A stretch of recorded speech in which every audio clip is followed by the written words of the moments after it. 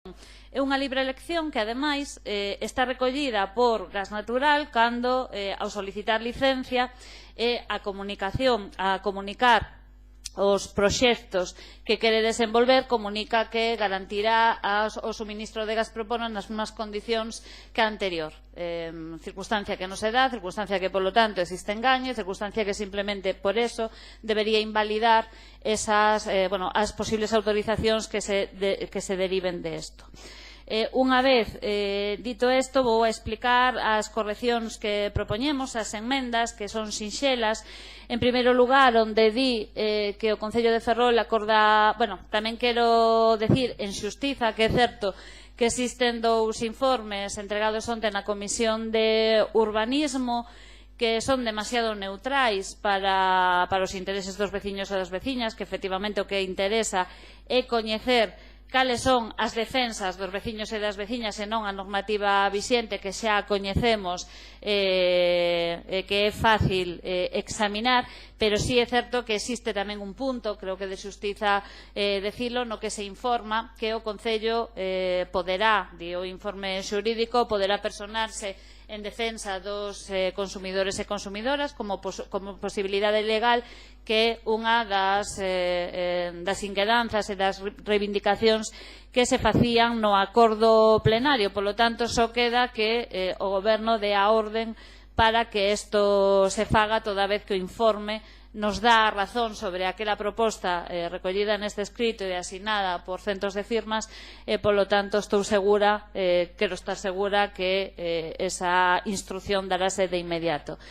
En todo caso, no primeiro punto onde se di que o desexo, a vontade de personarnos en todos os procedementos iniciados pola Xunta de Galicia, facer primeiro a lembranza de que xa está aprobado un acordo plenario, o documento que no seu día aprobamos, o personamento en todos os procedementos, polo tanto tamén en estos. En todo caso, se se quere facer un segundo chamamento para acordarse, o que pedimos é que sustituílo por decir en todos os procedementos nos que resulten ou poden resultar afectados os intereses dos consumidores actuais e futuros do gas propano en Ferrol. Por qué? Porque se só nos personamos nos que inicia a Xunta de Galicia, quedaríamos desprotegidos en aqueles que señan iniciados, por exemplo, por Gas Natural. Non teríamos a defensa do Concello. Se trata de completar a postulación. E tamén engadir un terceiro punto, que se cumpran de forma urxente as medidas acordadas no pleno de 27 de xullo de 2017, onde efectivamente se chegaron chegamos a importantes acordos en base a aquela moción, pero tamén é certo, como se decía pola representante da Asociación de Mulleres de Caranza, que están sin cumplir. Polo tanto, as mocións non só para aprobar e quedar ficadas nas actas, sino que son para desenvolver a súa eficacia na cidade e, non se trata só de vontade política de titular, sino vontade política de cumprir e transformar as cousas, que é para o que estamos todos e todas aquí. Polo tanto, con esas modificacións, se son aprobadas, sen dúbida algunha, contarán con o noso apoio hoxe, mañá e sempre. Grazas. Moitas grazas.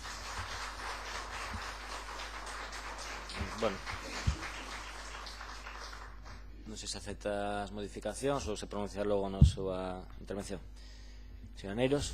Sí, muchas gracias, señor alcalde. Bueno, yo voy a intentar ser breve. Creo que este grupo municipal ya tuvo la ocasión de manifestarse al respecto en el pleno de hace 2 meses, en donde manifestamos claramente nuestro apoyo con la reivindicación de los vecinos de los barrios de Esteiro y de Caranza. Ya decíamos que, bueno, en fin, en este tipo de cuestiones está claro que siempre hay dos partes y que el débil siempre es el consumidor. Efectivamente nos han entregado una serie de informes.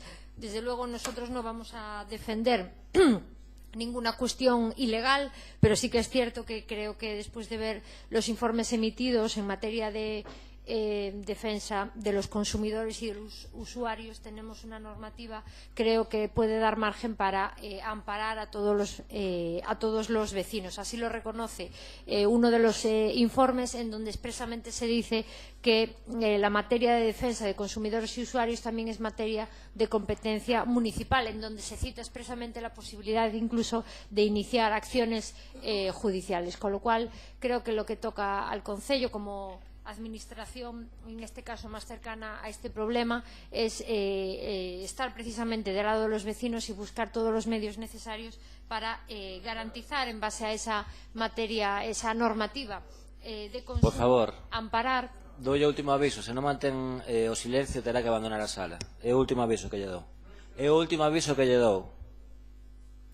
Decía que en todo caso creo que hay los medios y solamente hay que tener la voluntad para hacer posible que se ampare a todos estos vecinos en su derecho de tener esa libertad para decidir lo que realmente consideran oportuno en cuanto al suministro del propano, porque es una imposición que desde luego puede ser totalmente injustificable. En todo caso, decir también que desde la Xunta de Galicia celebramos pues ese trámite de audiencia que se ha abierto y que permite que los vecinos puedan presentar sus alegaciones, puedan defender, por tanto, sus derechos. Creo que es una buena noticia, que es una cuestión, como se acaba de citar, que no se hace habitualmente, que no era preceptivo, pero que en cambio la Administración autonómica ha tenido a bien abrir ese trámite. En todo caso, nosotros pedir también que el Concello haga lo que sea oportuno para seguir garantizando, para dar cumplimiento al acuerdo plenario de hace 2 meses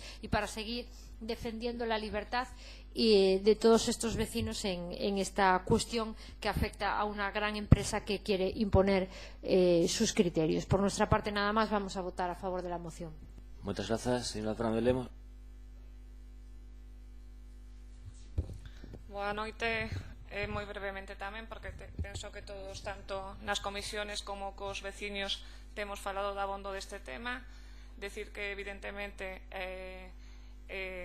aplaudimos ese período de alegaciones, de audiencia da Xunta de Galicia para poder facer as reclamacións oportunas. Falta resolucións da Xunta de Galicia, como sabedes, e tamén sabedes todos que puxemos dende o primeiro momento a información a disposición tanto dos veciños como dos grupos municipais. Tamén hai un acordo cos veciños que están hoxe aquí para facer un estudo enerxético sobre a repercusión económica e social que pode ter ese cambio según o tipo de vivenda e familia no barrio de Caranza e no barrio de Esteiro. O noso compromiso é facelo. Os informes xurídicos chegaron esta semana, están a disposición de todos tamén. Eu penso que os leín casi a vez que todos vos, falan de que si é verdade que podemos facer esa defensa do consumidor. Eu penso tamén que temos que aunar esforzos. A resolución que publica Gas Natural na súa páxina ten, non me acordo ben, pero centos de barrios afectados en toda España, porque foi unha compra masiva de activos. Eu penso que o que temos que facer é unir esforzos entre todos os afectados en diferentes cidades e poboacións que están aquí cerca tamén, e buscar unha solución para todos. Grazas. Moitas grazas, señor Rivas.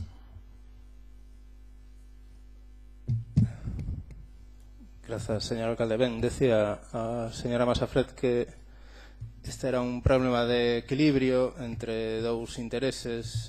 Nos consideramos que máis ben ten que ver coa defensa dos intereses de unha parte, que son os veciños e veciñas, e garantir que se cumpran os seus dereitos. Decir que, como dixen na miña primeira intervención, esta moción a presentamos por solicitude dos veciños e das veciñas. Da mesma maneira que presentamos unha moción conxunta hai 2 meses, resultado dunha asamblea, non producto da bondade de ninguén. E calquera organización política é libre de defender os intereses de quen queira, como queira, presentando as iniciativas que considere a este pleno municipal. Nós ímoslo facer tamén no Parlamento Galego a través de unha iniciativa que o Bloque Nacionalista Galego vai levar a un debate para que a Xunta saiba e sexa consciente de que esta problemática non fica exclusivamente reducida ao ámbito deste pleno municipal. Imagino que non teremos que pedir permiso a ninguén. Si o que queremos incluir no procedimento no que nos temos que personar a posibilidade de que se poidan abrir procesos futuros, creo que por nós non hai ningún problema. Creo que ademais pode ser unha medida preventiva, pero creo que sería importante que todos e todas fóramos conscientes de que na actualidade hai dous procedementos que están abertos e son os que realmente teñen actualmente trascendencia. Eses dous procedementos, previo a outros dous, nos que, porque estamos a falar de gas natural, cando en realidade o que deberíamos falar é de Gas Galicia, porque aquí houbo un cambio desas titularidades que pasou de Repsol a gas natural. Gas natural podería funcionar con gas propano canalizado, tería autorización para poder facelo. Gas natural, GLP. Gas Galicia, que é a segunda autorización feita pola Xunta de Galicia, non pode funcionar con gas propano canalizado. E ten un prazo de 6 meses desde que se lle concedeu a titularidade das infraestructuras para que habilite o cambio e que o suministro pase de propano a gas natural. E, por tanto, é fundamental que nesta situación consigamos que a Xunta de Galiza, que ten que dar estas autorizacións, non o faga. As dúas autorizacións teñen que ver co desmantelar os depósitos e con autorizar o cambio. O que se solicita é o cambio. E, por tanto, é importante que este Concello se presente diante da Xunta e expoña os argumentos que aquí se teñen exposto, que o faga, ademais, explicando que o feito de que este Concello outorgue a licencia urbanística implicaría incurrir en responsabilidade económica por parte dos veciños e veciñas do Concello de Ferrol e que, ademais, vulneraría os dereitos das persoas que teñen nos seus contratos asegurado o suministro indefinido do propano canalizado.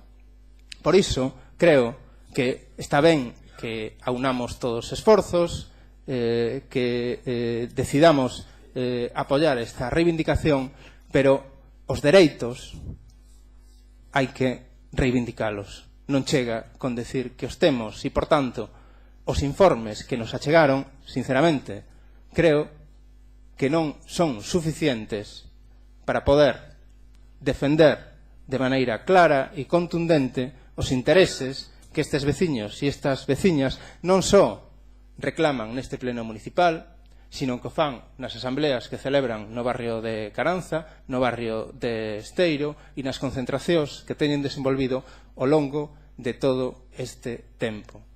Agardo que isto se efectivice en algo e que o primeiro que fagan sexa comunicarse coa Xunta para que poidamos paralizar o proceso que se atopa no momento actual aberto. Moitas grazas. Moitas grazas.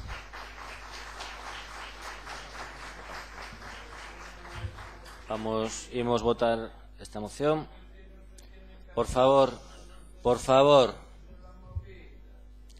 Xa lle dixe que era a última vez que avisaba. Por favor.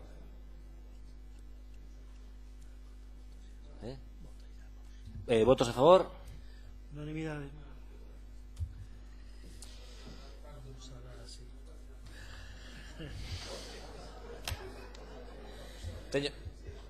Por favor, teño que pedirlle que se vaya.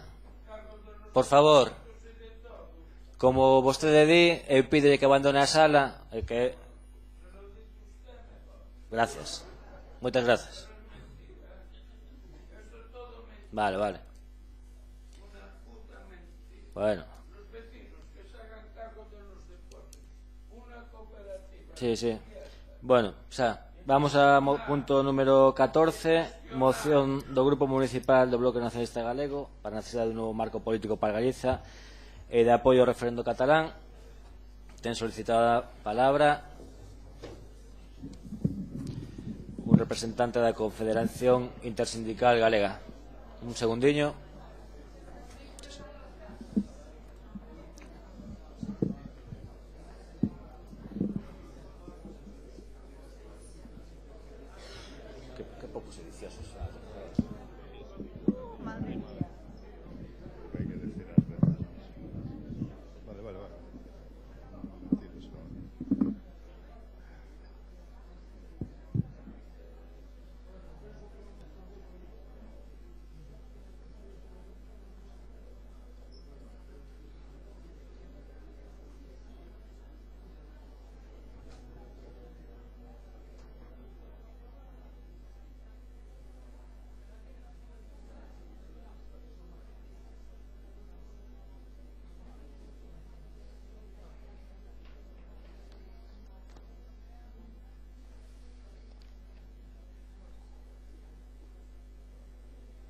Señor Rivas, mentres a xente abandona unha aclaración, entendo que se aceptou as modificacións propostas polo PSOE, que me preguntaban aquí. Sí.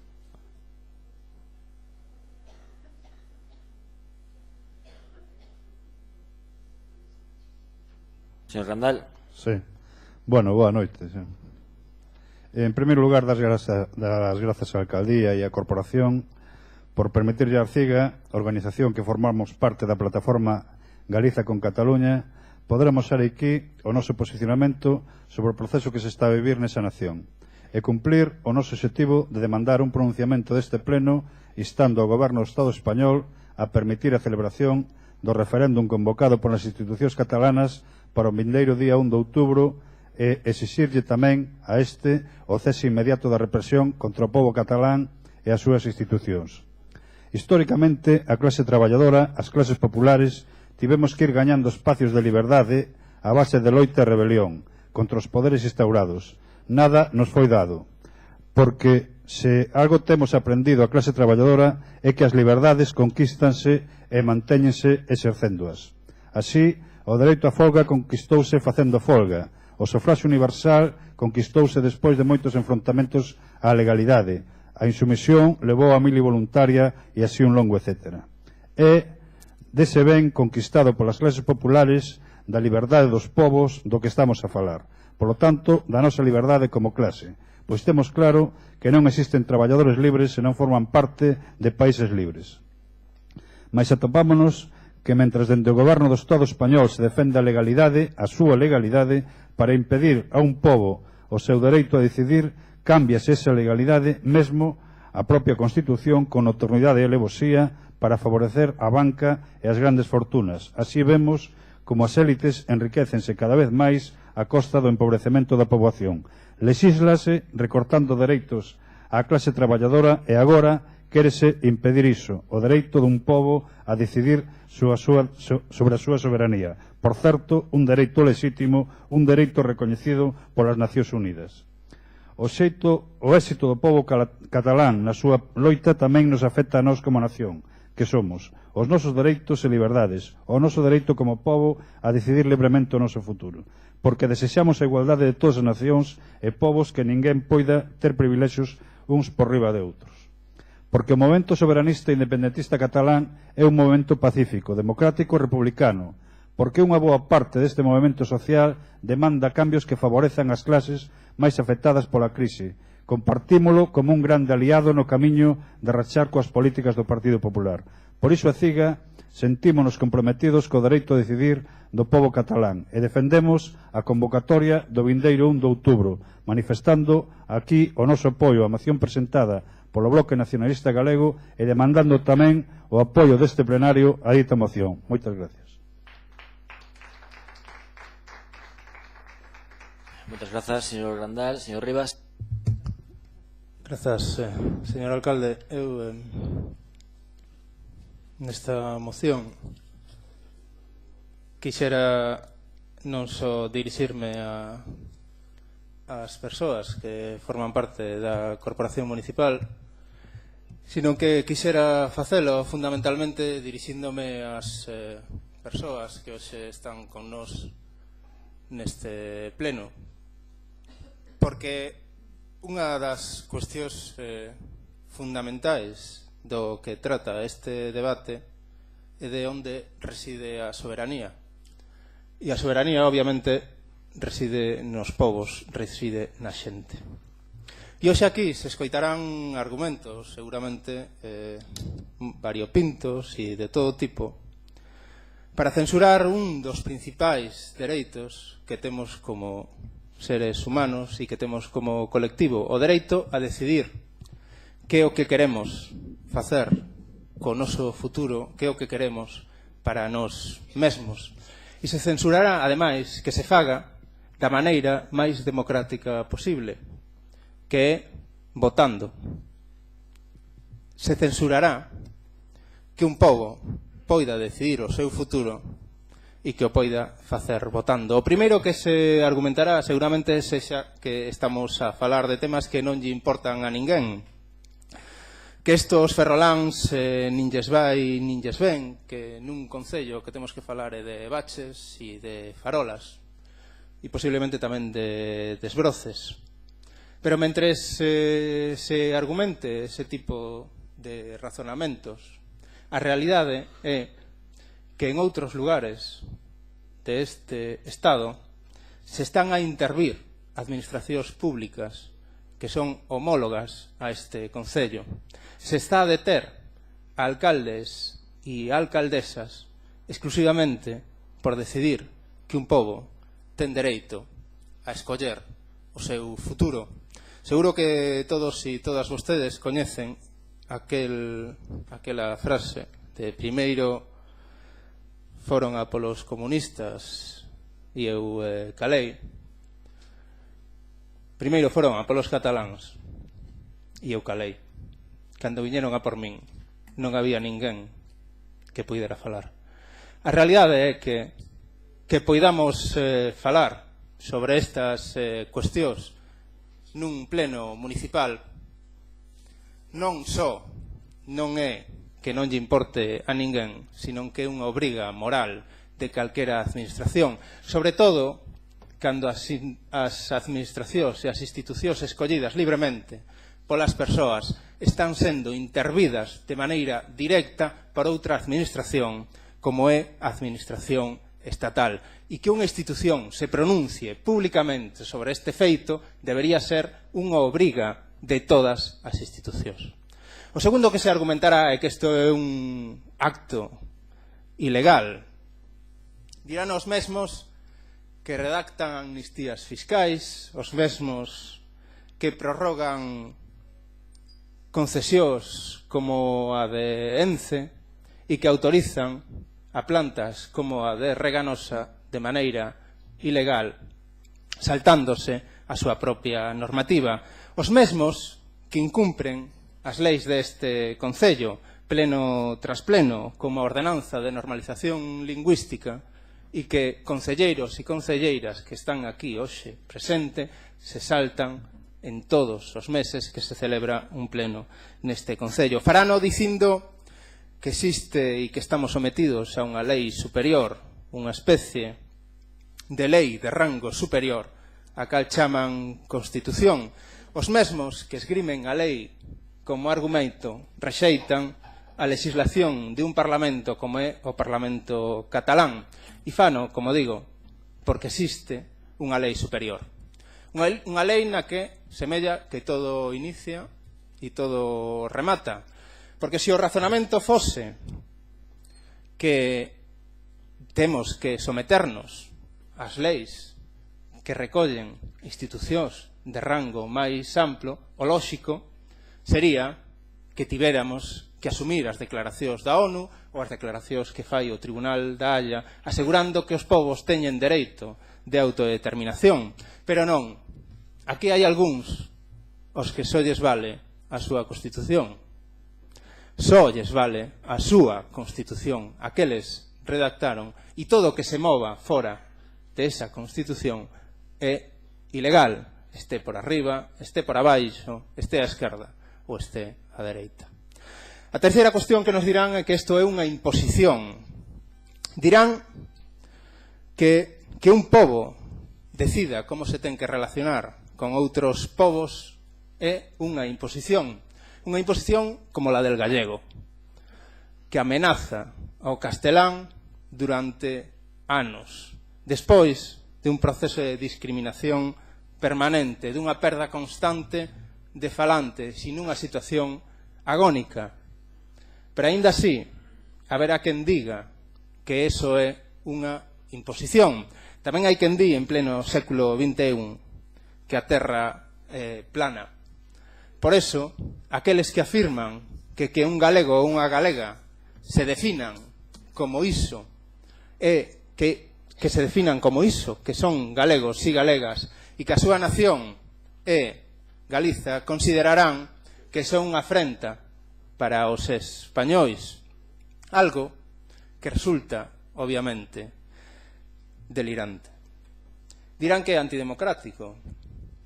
Dirán que votar que un pobo poida escoller, que o que quere que un pobo poida falar é antidemocrático. E non sei que pode danar máis a democracia que se lle negue a posibilidade a calquer pobo a decir o que pensa, a expresarse e a poder votar. Dirán que é unha chantaxe, dirán que é unha extorsión dos nacionalistas, cando aquí levamos sufrindo a chantaxe dun Estado ao longo de décadas, porque non sei como chamarlle o feito de que este Concello, por exemplo, teña que gastar o seu superávit orzamentario en pagar a débeda que se adquiriu coas entidades financeiras. Non sei como se pode chamar ao feito de que teñamos que asumir o coste dunhas infraestructuras de saneamento que dirixe o Estado, que son da súa responsabilidade, e que se non se acata de esa maneira, a outra alternativa é a nada. E todo isto non justifica que un goberno como este poida aceitar esa chantaxe, pero sí demostra que os problemas que ten este país e os problemas que ten esta cidade están moi lonxe de estar provocados por Cataluña, por moito que algúns non se cansen de pregoalo. Os nosos problemas son produto da nosa dependencia xerárquica dun Estado que moitos e moitas das que están aquí defenden de maneira irracional e de maneira sumisa. Levamos décadas fornecendo de má de obra barata, no mellor dos casos, de materias primas, de recursos enerxéticos ao Estado. Levamos durante anos entregando diñeiro do aforro dos galegos e das galegas para que se desenvolvan proxectos de todo tipo en outros territorios. E isto, hai a quen lle parece que é normal, que todo vai ben, que non hai ningún problema.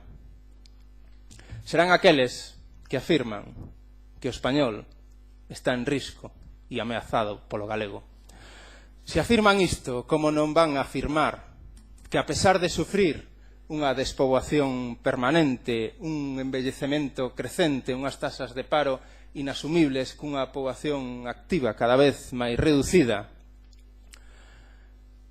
como non van a asumir que o feito de que non teñamos industria, que non teñamos agricultura e que non teñamos entidades financeiras propias non é produto desa dependencia do Estado que argumentan é o mellor dos mundos posibles. O mellor dos mundos posibles, o actuar marco político, un ideal que defenden e que o presidente da Xunta de Galiza argumenta día tras día, pero que cando se atopa con problemas de trascendencia para este país recurre á frase de que non ten competencias cando ten que falar da P9, cando ten que falar da crise da pataca ou cando incluso ten que falar da situación do sector naval. Algo similar ao que fan vostedes no goberno local, cando se lles fala do acceso ao porto exterior, cando se lles fala do saneamento, ou cando se lles fala de cal é a relación que mantemos co Ministerio de Defensa. Isto está fora das súas competencias, pero aínda así aseguran que o Estado das autonomías é un Estado descentralizado. Un Estado descentralizado e suficientemente solidario, que implica que a descentralización centralice todo en Madrid. Centraliza a sede fiscal das empresas, centraliza a enerxía que producimos e pola cal non recibimos ningún tipo de compensación, centraliza 3.000 millóns de euros ano tras ano dos nosos impostos que recadamos en este país e centraliza até as conexións por estrada e até as conexións ferroviarias. E vostedes asinten e aseguran que vivimos grazas ao Estado e a súa solidaridade. O certo é que os cataláns chegaron a unha conclusión e é que neste marco político non hai saída, non hai alternativa E seguramente non é porque non buscasen opcións diferentes, sino que máis ben é pola negativa contundente e total dun Estado incapaz de asumir que a realidade de este Estado é plurinacional e que Galiza, como Cataluña, é unha nación. Creo que é necesario que asumamos esta realidade de unha vez, que nos autorresponsabilicemos do noso futuro e que asumamos que a situación que se está a vivir en Cataluña non é máis que unha oportunidade se nós decidimos e queremos que o sexa. Por iso presentamos esta moción para que este pleno se pronuncie respecto dun problema que creo que algúns consideran que é unha gripe, pero que semella que non dá pasado nunca. Moitas grazas. Moitas grazas, señor Rivas. Señora Leira.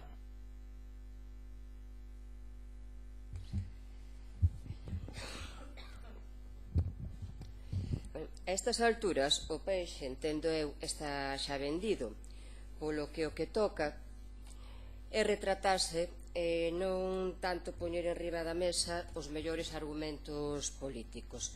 Quizás este debate non debería de ter tardado tanto en chegar aos concellos de Galiza, e non sendo este un reproche para nada non ao grupo quicir propoñente, para o que atinxa en Galicia non sería mal marcarnos nós unha axenda propia sen agardar pola axenda dos demais.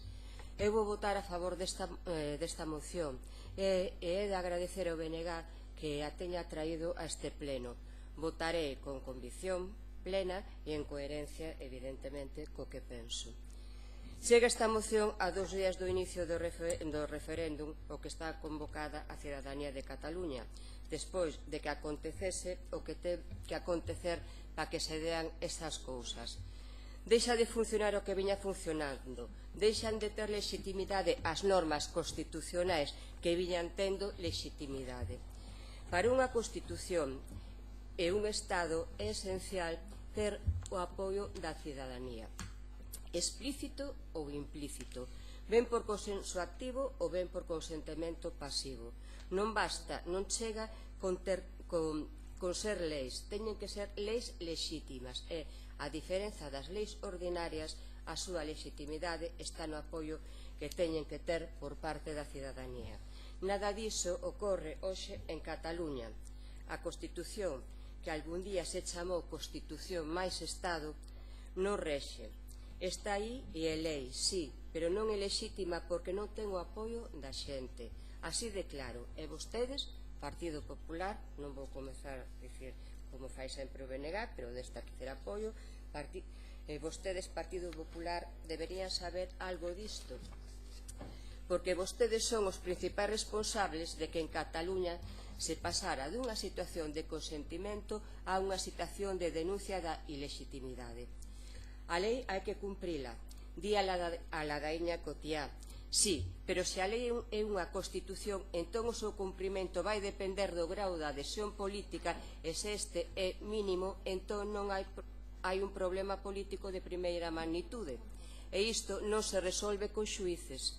Algúna vez que lle preguntaron ao Tribunal Supremo de Canadá pola posibilidade de secesión de Quebec, deu no cravo.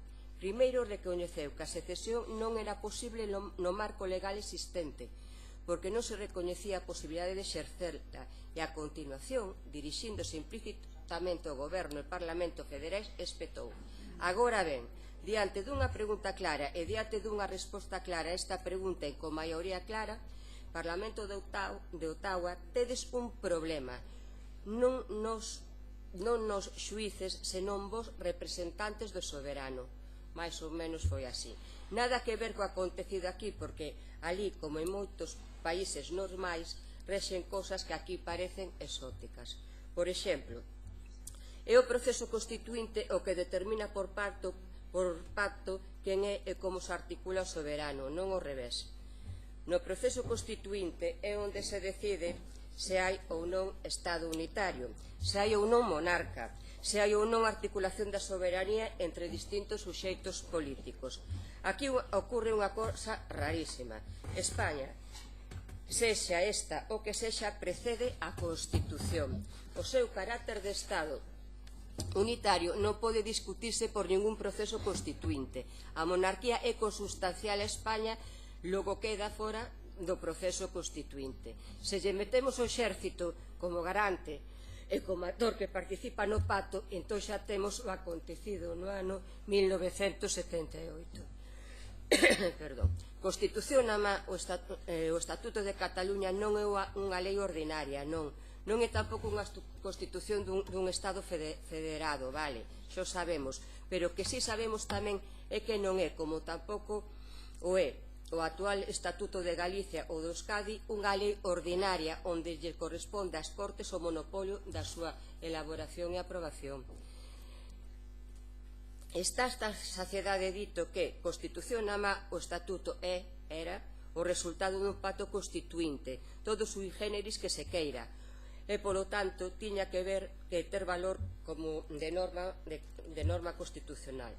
Por iso, unha reforma aprobada polo Congreso a proposta do Parlamento e referendada polo pobo de Cataluña non pode ser nunca unha lei ordinaria, e por iso debería quedar fora do ámbito do Tribunal Constitucional. Así como soa, non as leis emanadas do Parlamento, que esas sí poden ser valoradas polo Tribunal, senón o Estatuto mesmo poña o que poña. Vou seguir, se podo.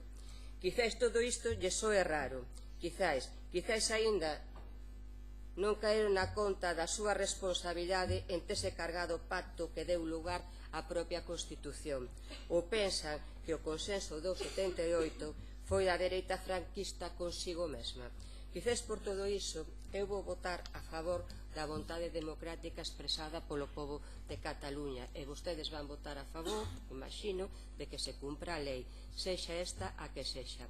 Eu neste punto estou co Tribunal Penal Internacional da Haia, referido á legitimidade de determinadas declaracións unilaterais que se opoñen ás leis que de facto haxa, pero que se basean na vontade democráticamente expresada por parte dun pobo, están por riba da lei facticamente existente, e vostedes neste punto están o mesmo partillan co Estado opresor e en conta das resolucións do Tribunal Internacional da Haia. Non teño que repetir máis que vou votar a favor e de moi boa gana. Señora Rodríguez Mazafré. Bien. Vamos a ver, efectivamente, señor Rivas, no voy a empezar con el argumento de que esto no toca. Sí toca. A 2 días de un golpe de Estado toca y mucho, además. Y le voy a explicar. Cataluña, a todo el mundo, para que lo entienda, está viviendo un golpe de Estado por parte de un régimen totalitario, totalmente. El gobierno de la Generalitat no respeta ni leyes y quiere imponer sí o sí un referéndum ilegal. Efectivamente, ahí sí ha tenido razón, es un referéndum ilegal. Es un gobierno, además, el de la Generalitat, que pretende imponer sí o sí la independencia, a cualquier precio, es igual. Un gobierno que no ha respetado ni sus propias reglas internas de funcionamiento del Parlamento, que pretende imponer leyes de desconexión, que tiene además detrás toda una maquinaria que miente y manipula. Y miren, para que lo vean, les voy a enseñar aquí, y voy a leerlo, voy a tomarme la molestia de leerlo. Esto es el panfleto que reparte Òmnium Cultural en Manresa y que lleva repartido en todos los buzones por buzoneo, que dice así: ¿por qué debemos votar sí? Que está en castellano, efectivamente. ¿Para qué? Para que todo el mundo también lo entienda. Entonces dice: porque la República Catalana es nuestra única posibilidad de superar las viejas estructuras de un modelo político caducado y crear un Estado más justo para todos. Porque solo con cambios sustanciales como instaurar la República Catalana se podrán implantar leyes implacables contra la corrupción, como han tenido con los Pujol, eso lo aclaro yo, como en los países más avanzados. Porque en Cataluña existe un alto nivel de actividad económica que garantiza disponer de mejores pensiones y prestaciones sociales que en el Estado español. Evidentemente, todos saben además, y eso también lo digo yo, que pretenden que las pensiones las sigamos pagando en España. Con lo cual el negocio le sale redondo, sí señor. Porque Cataluña tiene una dimensión parecida a la de Suiza, Austria, Dinamarca o Finlandia, países prósperos y desarrollados. Como en estos casos, la economía catalana también es muy sólida y mantiene un índice de internacionalización creciente. Porque con la independencia, Cataluña superará la mala financiación actual y un déficit fiscal de unos 16.000 millones de euros anuales, que podrán dedicarse a mejorar la educación, la sanidad, los servicios sociales, los transportes públicos, etc. Porque seguiremos con el euro, también falso, y formando parte de la Unión Europea, que no tendrá ningún interés en perder un país de 7,5 millones de habitantes con una economía desarrollada. Somos ciudadanos europeos desde 1986 y continuaremos siéndolo, porque pretenden además la doble nacionalidad. Eso también, tampoco lo quieren contar o lo cuentan de aquella manera. Y no es cierto porque la Unión Europea así lo ha manifestado. Porque con la República Catalana ganamos todos y porque más de un 80% de la población de Cataluña quiere decidir su futuro en referéndum. Bien. Lo dicho, tiene detrás una maquinaria que miente y manipula. Y, en definitiva, es un régimen y un gobierno formado por una coalición de independentistas que es intolerante y que adoctrina. Los independentistas han tenido la habilidad de manipular durante más de 30 años a un pueblo catalán y, además, lo peor, no ha sido ya que lo hayan manipulado y que hayan mentido y adoctrinado, sino que además los sucesivos gobiernos del Estado español han mirado para otro lado y han dejado durante 30 años que se fomentara pues toda una serie de problemas como son la vulneración de los derechos fundamentales y los derechos individuales de las personas y ciudadanos que viven en Cataluña, que las sentencias judiciales no se respetaran. Han dejado que las leyes no se dejaran de cumplir y además que se fomentara un odio a España y a todo lo español extraordinario. Un odio que ha llevado a que España nos roba y a no reflexionar nada más. Además, todo eso lo han enderezado con un victimismo de decir que están oprimidos y, en fin. El independentismo ha luchado contra un enemigo imaginario. Dicen que es una España autoritaria y no democrática. Un país, dicen que Cataluña donde no tiene un gran nivel de autonomía.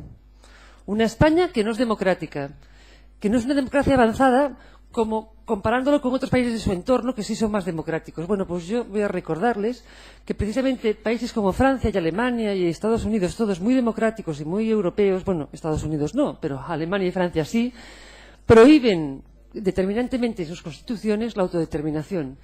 Estos países tan desarrollados se prohíbe tajantemente revisar la indivisibilidad del Estado.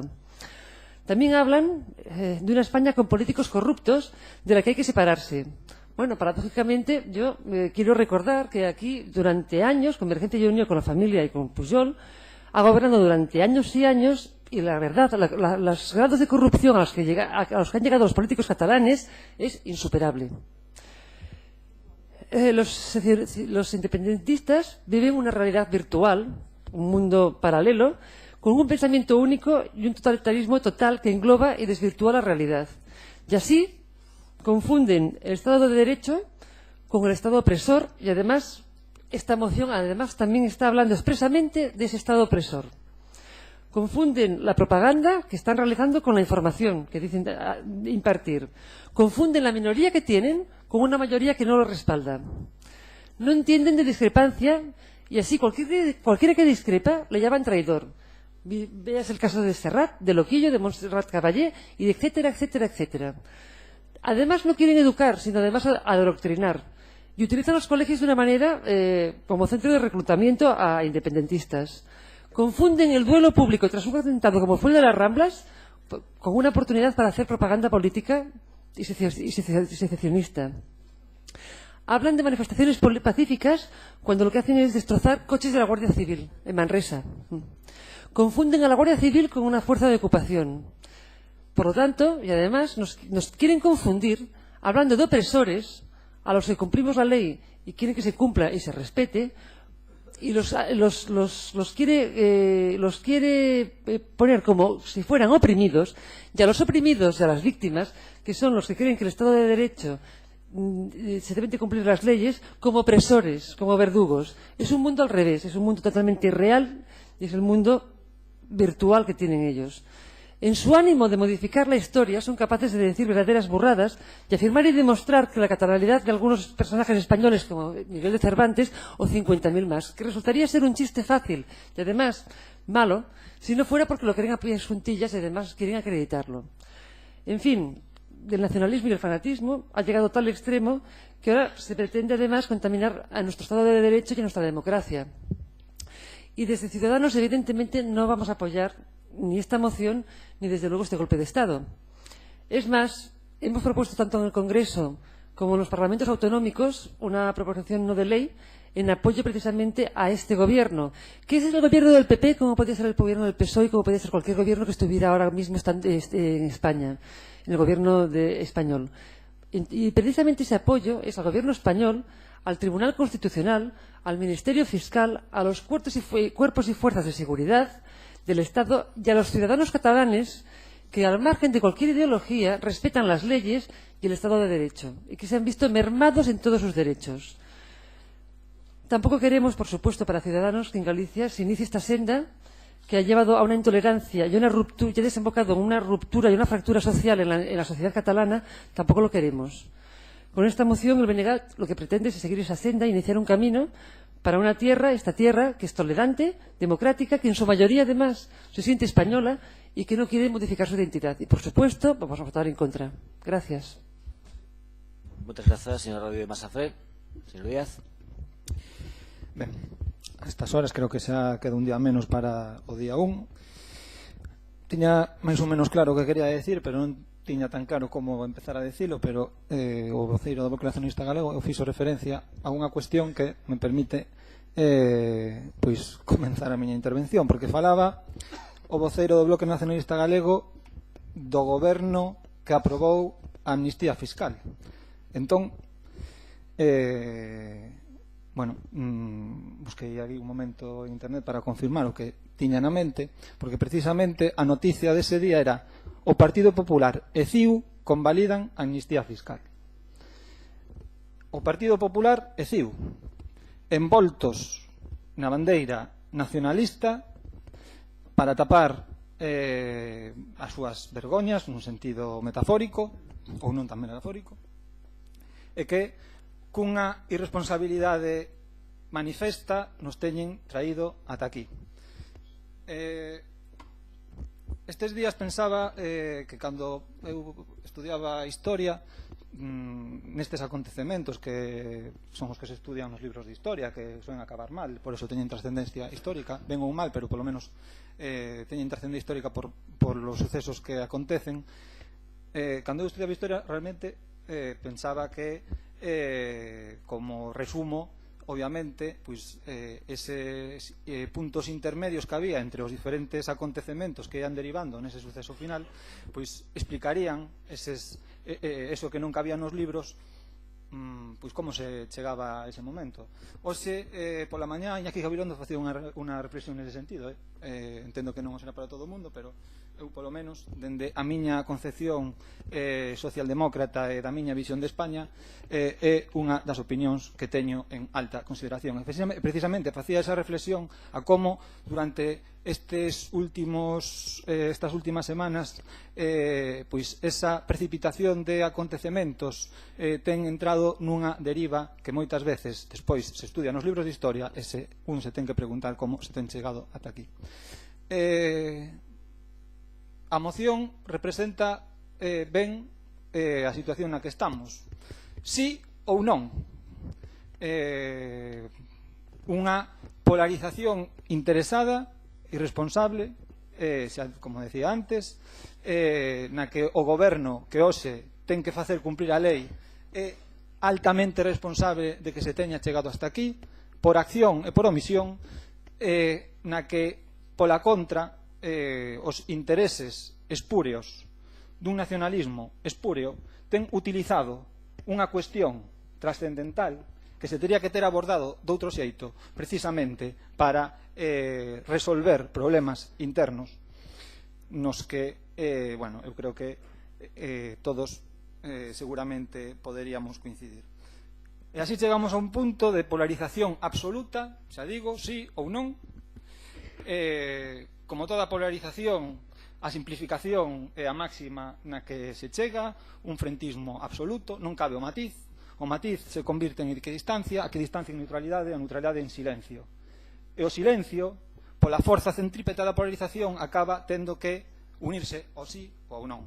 Pois eu me resisto nin sí, nin non, porque esta non é unha cuestión que se vai a resolver coa máxima de frentes. Non é unha cuestión que se vai a resolver con esa máxima.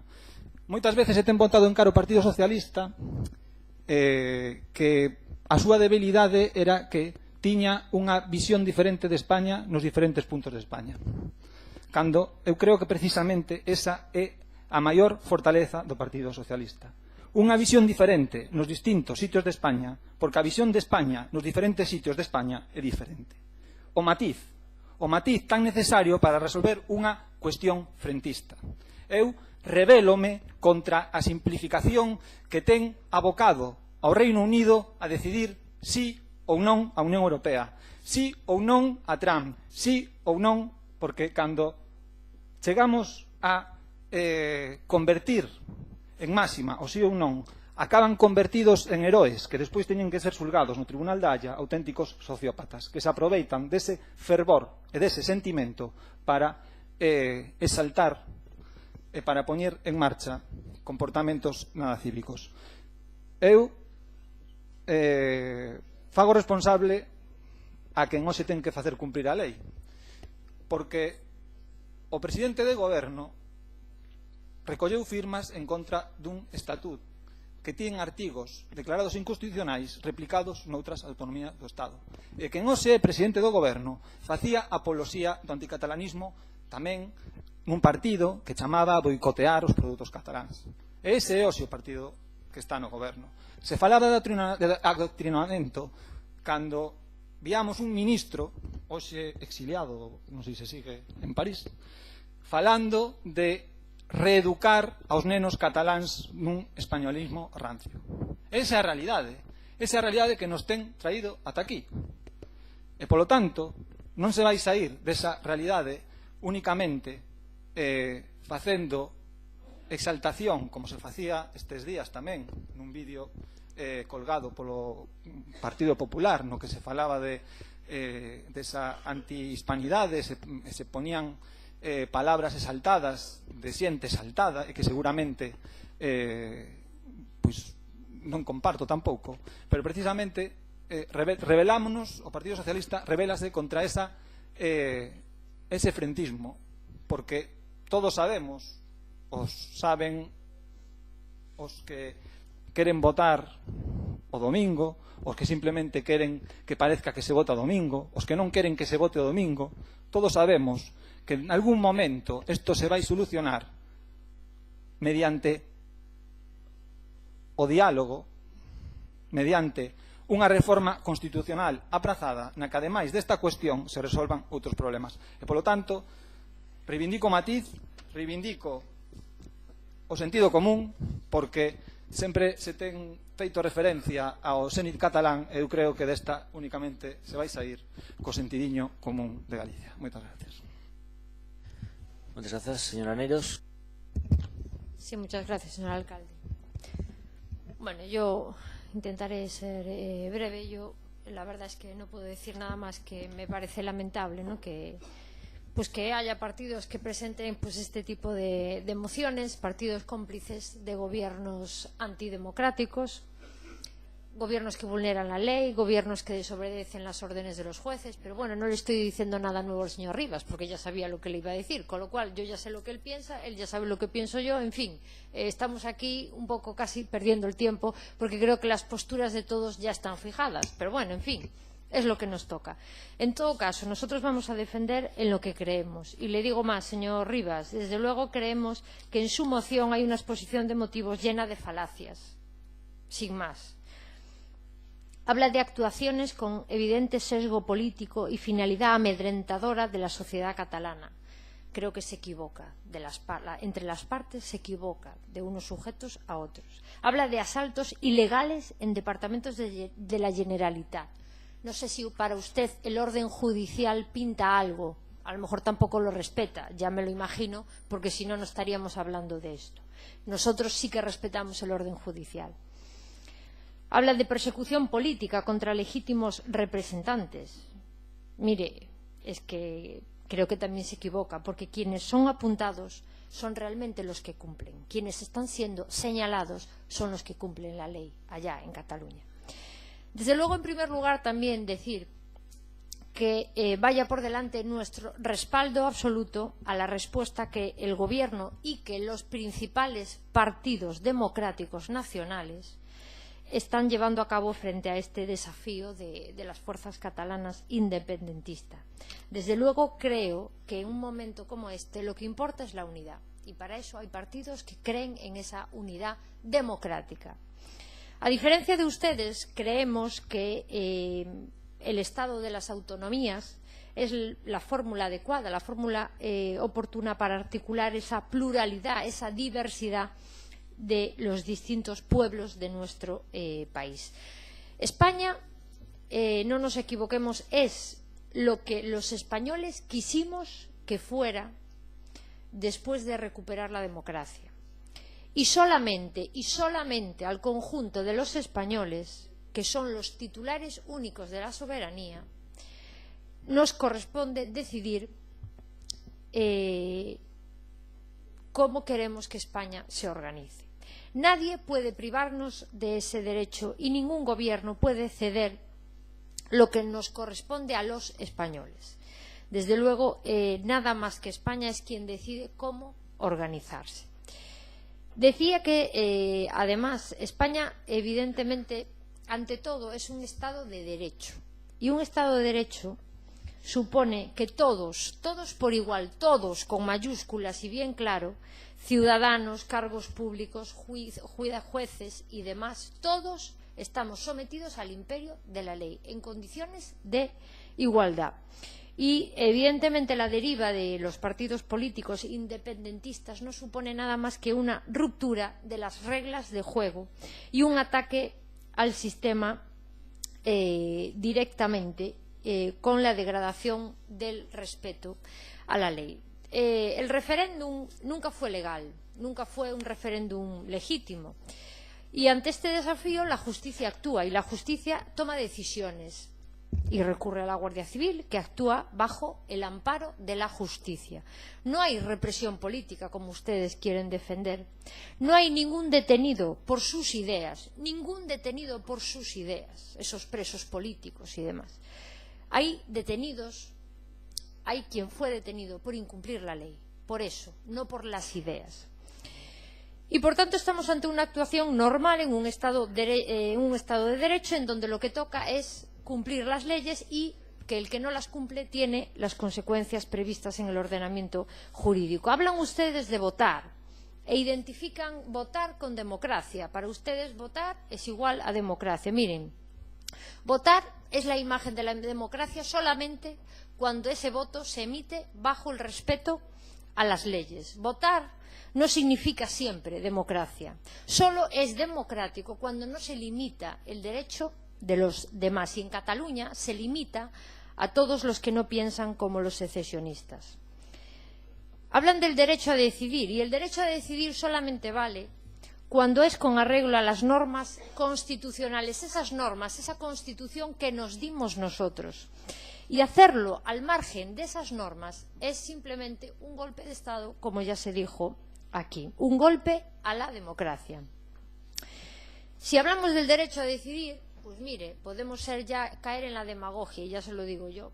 Por derecho a decidir, muchos ferrolanos querrían decidir y querrían que se les pusiera una urna delante, por ejemplo, para opinar y tomar una decisión, por ejemplo, sobre este alcalde. Y muchos ferrolanos querrían cambiar de alcalde. Y como muchos quieren decidir cambiar de alcalde y motivos tienen, entonces o de portavoz do Partido urnas. Popular tamén podría Es decidir. un ejemplo. Usted puede poner el que quiera, señor alcalde. Si me deja terminar mi ejemplo, después a usted le doy la opción de decir lo que quiera. Está en su derecho. Decía, antes de que me interrumpiera el alcalde, que se ve que no le gustaba el planteamiento, la consulta ciudadana, que por derecho a decidir podemos decidir todo lo que nos dé la gana. Pero lo que no podemos es obviar la legalidad. Conforme a la legalidad decidimos lo que nos corresponda, pero no al margen de la ley. Galicia, evidentemente, es una nacionalidad histórica que tiene un marco de entendimiento, un marco de convivencia, y que esperamos que no se vea amenazado por tentativas como esta, por tentativas de división y de vulneración de la legalidad. Deseamos para Cataluña un futuro limpio de tensiones y de enfrentamientos, en el que no se ponga en riesgo a España ni tampoco el Estado de las autonomías con la Constitución que tenemos. En todo caso, no nos sorprende del bloque esta moción. Sí que lamentamos, y aprovecho este pleno para decirlo claramente, tener un alcalde que en teoría representa a todos los ferrolanos, un alcalde que curiosamente es funcionario de justicia, pero un alcalde que, a pesar de ser alcalde de todos los ferrolanos y a pesar de ser funcionario de justicia, pues no tiene ningún problema en declarar abiertamente su apoyo a estos independentistas, su apoyo a los que desobedecen la ley, su apoyo a los que desobedecen hasta a los jueces. No nos llama la atención, viendo al señor Villares, magistrado en excedencia, afortunadamente, que pide ahora exonerar a los independentistas del cumplimiento de la misma ley que cuando era juez exigía a los demás que cumplieran. Son estas cosas de la vida. Pero sí decía que, bueno, esto no es un tema para tomarse a broma. Y, señor alcalde, usted, tengo que lamentar que se dedica a firmar manifiestos en este caso le iba a decir sus colegas de las mareas, tengo que decir con su colega de la marea de Santiago, el de Coruña, no lo firmó, tendría sus motivos. Y firma esos manifiestos de apoyo explícito al referéndum, pidiendo la máxima movilización, la participación en el referéndum, en fin. Yo lo lamento tener un alcalde en Ferrol que firme este tipo de manifiestos.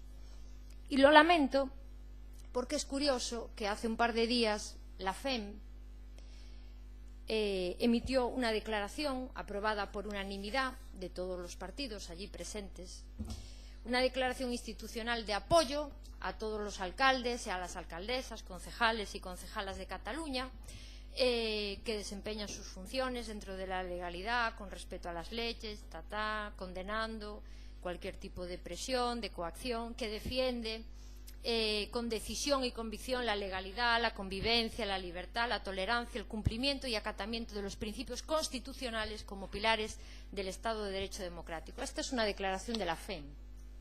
Curiosamente, cosas de la vida también, como del señor Villares, es una declaración que suscribe un partido como Izquierda Unida. Claro, debe tener el corazón dividido, señor alcalde, porque yo ya no sé, sumar tantos carnés es lo que tiene, que así le pasa que usted firma declaraciones, manifiestos a favor del referéndum y su partido, Izquierda Unida, que yo sepa es su partido y al que gracias a Izquierda Unida está ahí, firma otras en donde apoya estas declaraciones de apoyo y de cumplimiento de la legalidad en Cataluña. No sé si va a retirar el apoyo o la firma de este manifiesto del 1 de octubre o qué va a hacer, pero bueno, en fin. Yo lo que le digo es que realmente lamento que un alcalde, el alcalde de Ferrol, que debería representar a la ciudad, pues lo que haga es precisamente apoyar las ilegalidades, es apoyar la vulneración de las órdenes que emite el orden judicial. En fin, vemos que usted se mueve más fuera de la ley que dentro de la ley. A mí me parece triste que, estando la ciudad como está, pues bueno, tenga más tiempo para irse a Zaragoza a apoyar este tipo de ilegalidades en Cataluña que de defender los intereses de Ferrol en otros sitios. Desde luego lo lamento y me gustaría tener un alcalde más preocupado por Ferrol y que dejara sus esfuerzos para los vecinos de Ferrol en vez de centrarse tanto en las cuestiones de partido, de no sé cuál partido, si de Izquierda Unida o de las mareas, según el día, supongo.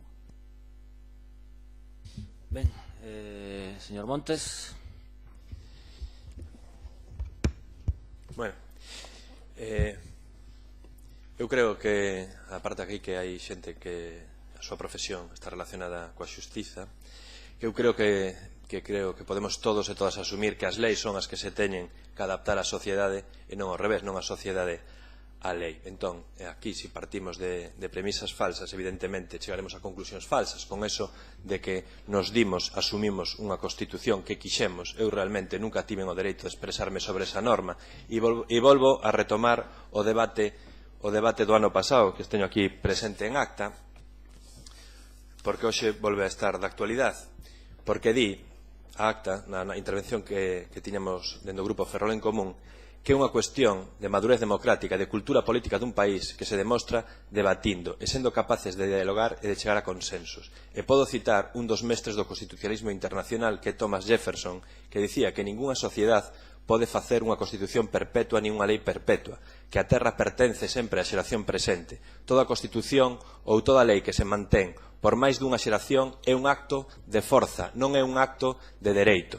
Cada xeración ten dereito a decidir por si mesma a forma de goberno que cree que é a que mellor promove a súa existencia. Polo tanto, a Constitución Española de 1978, un pacto co franquismo, cun franquismo coas armas encima da mesa negociando, como decían vostedes en certas ocasións, non é un pacto lexítimo actualmente, por unha cuestión xeracional e por unha cuestión de que esa transición ten que vivir necesariamente un proceso de ruptura. Un proceso de ruptura como foi tantos outros como os que tamén citaba Manel Grandal na súa intervención, onde o esclavismo foi legal, o feudalismo foi legal, o colonialismo foi legal, o fascismo foi legal, o apartheid foi legal, as ditaduras foron legais.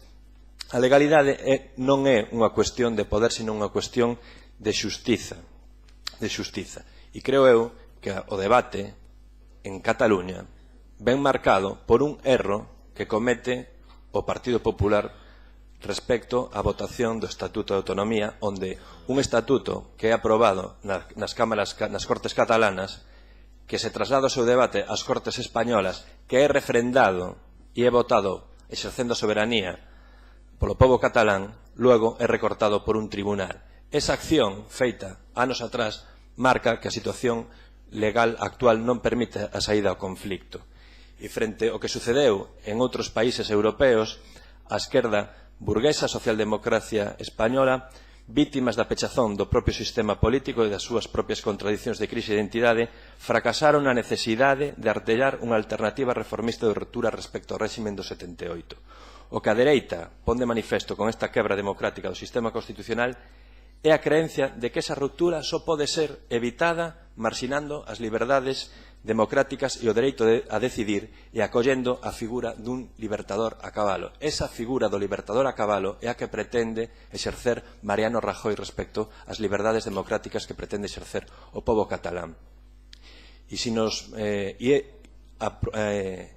existe unha alta porcentaxe respecto ao que decía Ciudadanos, máis do 80%, o que di ese manifesto, é certo, máis do 80% da poboación en Cataluña quere decidir, quere expresarse libremente cual é o futuro do seu pobo. Máis do 80%. As segundas xeracións de xente migrada de diferentes puntos do país está a favor do proceso de independencia. E en canto a adoctrinamento, creo eu que sobran exemplos, e podería citar algún que teño aquí que traía preparado para outra moción, onde, por exemplo, vemos como García Lorca, un poeta que escribeu poesía, que viveu en Nova York, que escribeu poeta en Nova York, pois de repente un día murió. Nadie é capaz de poñer en un libro decir que o mataron, porque o mataron o réximen franquista. E iso é o que se está vivindo agora, unha transición que foi pactada e que non foi derrotada. E creo que é de xustiza que onde casi 2/3 da poboación actual do Estado español nunca pudo expresar a súa vontade de refrendar a actual Constitución, poda facelo, porque o marco político non chega xa para estas cuestións. Se veu en Cataluña e se verá en outras partes do Estado, porque, como digo, e retomando o punto inicial, son as leis as que se teñen que adaptar á sociedade e non a sociedade ás leis. E, simplemente, tamén me gustaría, a modo de, non sei se de emenda de engádega ou se acepta o propoñente, a fin de que o Partido Socialista poda votar algún dos puntos a favor. A mí me gustaría engadir, si así o ten en conta BNG, despois da intervención, para facilitar que algún dos puntos teña 13 votos. É un acordo que ven no propia moción que presentaron en Santiago de Compostela, Compostela Verde e Bloque Nacionalista Galego, e ese segundo punto decía instar ao goberno español a asumir o dereito a decidir como un elemento positivo e democrático, respetar o lexítimo dereito do pobo catalán a se poder expresar a través das urnas e abrir vías de diálogo que permitan a resolución pacífica e democrática do conflicto. Creo que máis ou menos justamente o que dixo o portavoz do Partido Socialista na anterior explicación, de que entendía que iba a haber ou que lle gustaría que houvese unha vía de diálogo e unha solución pacífica do conflicto, pois se o ten a ben introducir esa emenda, nos votaremos a favor de todos os puntos que contén a do BNG e en esta, pues, si facilita que por lo menos algún punto pueda ter os 13 votos, pues nos encantados. Muchas gracias, señor Montes. Señor Rivas. Gracias, señor alcalde. Ben, empezando polo final, a ver, creo que o Partido Socialista é unha organización política autónoma, ela decidirá o que quere apoiar, o que non quere apoiar, o que considera enmendable, o que non considera enmendable, cal a súa postura política, e creo que en todo caso cada organización debe expresar a súa posición, cada quen cos seus argumentos legitimamente, pero creo que non ten moito xeito que nos fagamos unha engádega para facilitar que outra organización que non se manifesta a favor desa engádega nin a propón a vote a favor. Creo que non ten moito sentido e non imos aceptar esa proposta. Vostedes si consideran que queren presentar unha moción con ese texto fágano, cos obxectivos que consideren tamén e como queiran, pero sinceramente creo que isto non é a maneira de comportarse. Bueno, comportarse non digo de actuar, vamos, non sei. Bueno, eu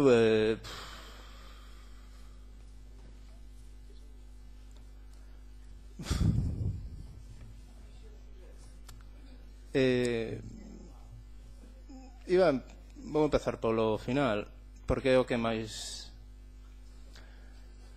o que creo que é o máis trascendente e o máis importante deste debate, e é que tras un debate no que as organizacións políticas que hai neste pleno municipal en relación con a posibilidade e a situación deste país e a vinculación co que está a acontecer en Cataluña, como digo, o máis curioso de todo este debate é que ningunha desas organizacións fixo unha soa referencia á situación de Galiza, á posibilidade de que nós escollamos cal é o noso futuro, o modelo que queremos expoñer e cal é a alternativa a actuar marco político e superar a situación que temos de dependencia. É curioso que a nosa realidade permaneza nun silencio absoluto, que as nosas circunstancias se dilúan na abstracción e que a nosa dependencia non exista. É curioso que o noso espolio non se nomee, porque a realidade é que si para Cataluña este marco político é insostible, para nós o é moitísimo máis. E o que creo que é importante deste debate é que houbo un silencio absoluto respecto da nosa realidade. En relación coas intervencións, eu quixera decir algunhas cousas brevemente. En primeiro lugar, decirlle a señora Marsafret que sinto moito, pero que vostede está a discutir cun panfleto que eu descoñezo. Está a debatir con ese panfleto. Eu non fixen referencia a ningún a ese panfleto. Se vostede quere debatir con eles, fágao, pero os argumentos que dá vostede son, cando menos, bastante febles, que é un referéndum ilegal, que o que queren sí ou sí a independencia, cando o que se pretende é que a xente vote e decida que o que queire, ou cando afirma que esta é unha especie de máquina de manipulación e censura e que levan 30 anos sometidos a unha especie de adoctrinamento permanente como se foran abducidos polos extraterrestres. Non sei que o que vostedes pretenden facer en Cataluña, porque con esta visión que vostede ten dos cataláns, non sei, isto en xeral, ou son só os que están a favor do referéndum, son todos os cataláns os que están imbuídos deste síndrome, e en todo caso, cal é a alternativa que vostede propón? Unha lobotomía ou algo así, porque é que non hai explicación para argumentos como que vostede dá que non teñen ningún sustento político. Parece que a vostede o único que lle preocupa é a propaganda, que si entran no euro, que si saen da Unión Europea, cando o fundamental do que estamos a debatir aquí non é sobre si manterán o euro, si deixarán de mantelo, si serán europeos ou deixarán de selo. Europeos son, porque viven en Europa, e por moito que se independicen de España van a seguir sendo. Agora ben, o que estamos a debatir é si teñen dereito a decidir si son españois ou non. E obviamente teñen dereito a decidir o que queren ser, como calquer pobo, como calquer colectivo, porque sería bo tamén que non confundísemos territorio con nación, e sería bo que non pensásemos que si por algún casual os españois consideran que teñen unha especie de dereitos adquiridos sobre o territorio catalán, eso queira decir que a vontade do pobo catalán non se poida expresar e que este desvinculada de ese territorio, porque seguramente si os cataláns decidiran independizarse, vostedes o primeiro que lles pedirían é unha compensación económica. Seguramente lles pedirían que lles devolvesen as autoestradas e todo eso que levan investido durante anos e anos en ese territorio do Estado, e o mesmo farían cos galegos, pero o problema é que a realidade é a contraria. Levamos financiando os galegos e as galegas anos e anos a centralidade dun Estado que existe grazas a que povos como o noso actúan e son expoliados permanentemente. E que isto sexa realidade que vostede ve día tras día, cando menos un pouco sorprendente. Afirma cuestións como que se un político é catalán é máis corrupto, que si, dixo así, dixo que os políticos catalán eran máis corruptos que os políticos españois, dixo así. Está a afirmar vostede que, primeiro, que os políticos son corruptos, e segundo, que o feito de que será catalán incrementa o grau de corrupción. Está a afirmar que non existe unha maioría que o respalde. Deixenos votar e saberemos se é maioría ou se non é. Cando menos sabemos que é unha maioría parlamentaria. Cando menos sabemos que houve eleccións nas que se escolleron a partidos políticos que se presentaron a esas eleccións dicindo claramente que iban a presentar un referéndum para acadar a independencia de esa nación do Estado. E, señora Masafret, sinceramente, o poder está no Estado, non está en Cataluña, o poder xudicial, o poder político, incluso o poder militar.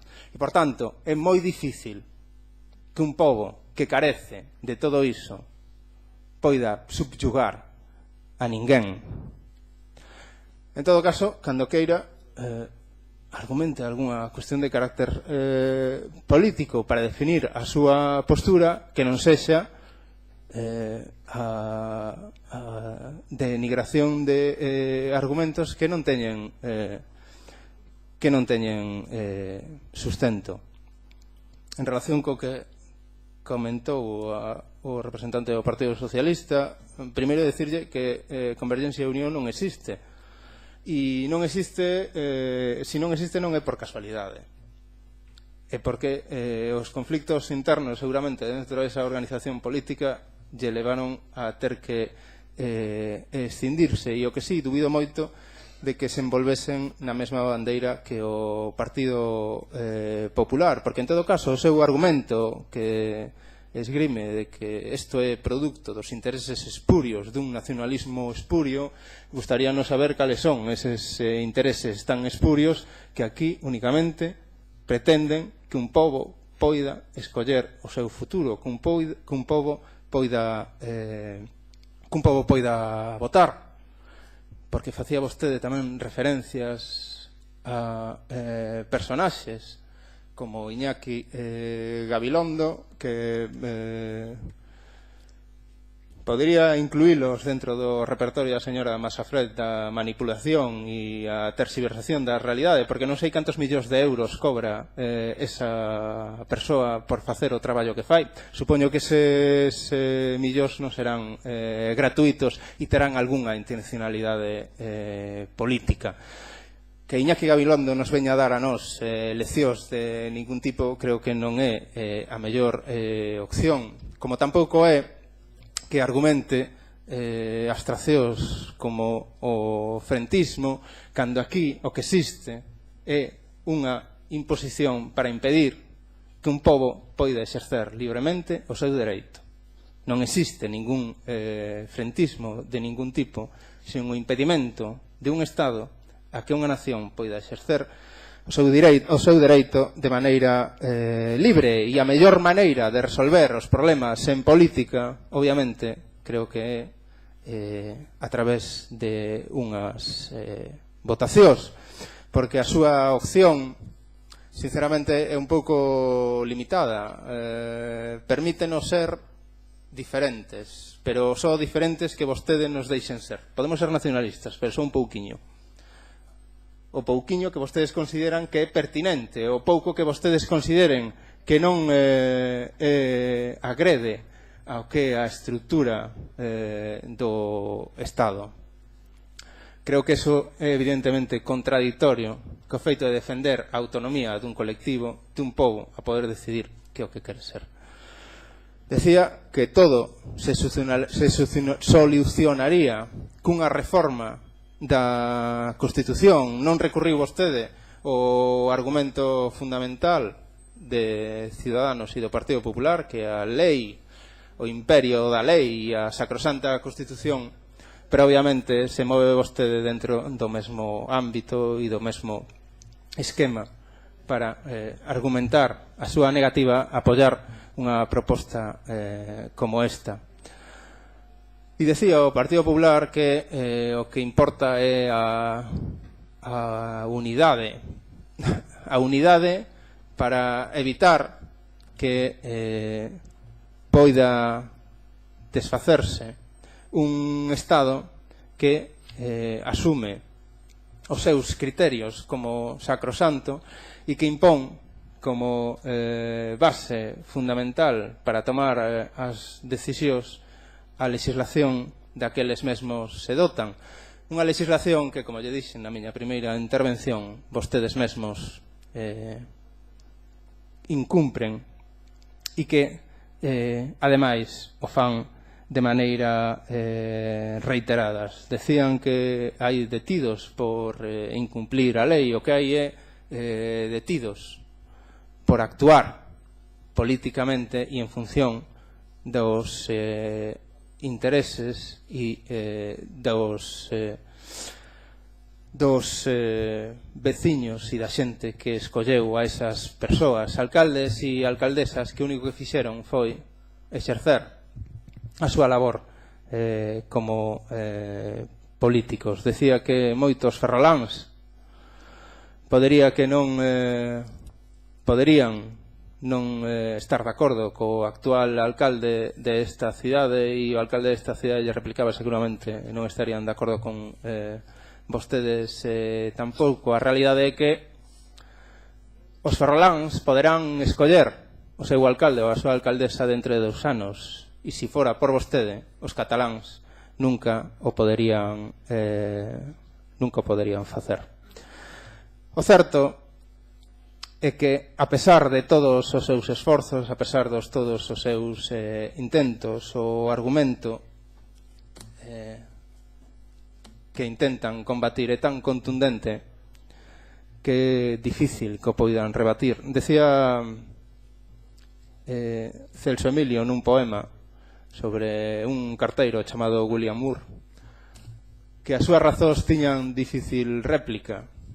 Creo que este debate demostra que en relación ao dereito que teñen os povos a decidir o seu futuro, o argumento que vostedes expoñen teñen difícil réplica. Pero o fundamental non é que é preciso ser demócrata para permitir que un pobo vote. O fundamental é que é preciso ser nacionalista para romper coas estructuras políticas que nos están sometendo e nos levan a unha situación de dependencia e xerarquía permanente. Moitas grazas. Ben, moitas grazas.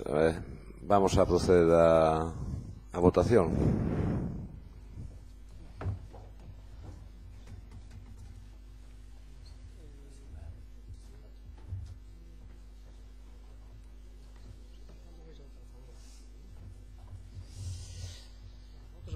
Votos a favor. Votos en contra.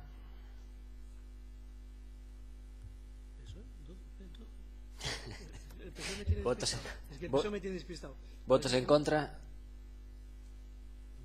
Todos menos el PSOE. Solo se puede votar una vez. 12 y 2, 14. Abstencións. 3. Es que el PSOE me cogió despistado a estas horas de la noche. Se rechaza la moción. Muy bien.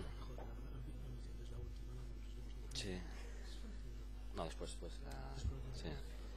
Vamos coa moción número 15, a última intervención do público, que ten moción. Logo faremos un receso para analizar, en virtude do artigo 85 do Regulamento de Organización e Funcionamento, procedemos á suspensión do pleno para continuar en outra sesión. Pero de momento vamos con esta moción número 15 de Ferrol en Común, dirixida ao pleno, relativa á creación dun monumento memorial ás vítimas do franquismo.